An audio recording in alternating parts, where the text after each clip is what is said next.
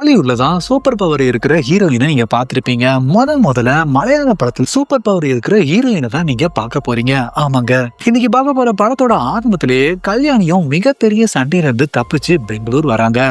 அங்க தன்னோட அடையாளத்தை மறைச்சு மக்களோட மக்கள்லாம் மறைஞ்சு வாழ்றாங்க. கல்யாணி தங்கி இருக்கிற இடத்துக்கு ஆப்போசிட்ல தான் நம்ம நஸ்லனும் அவங்க ஃப்ரெண்ட்ஸும் தங்கி இருக்காங்க.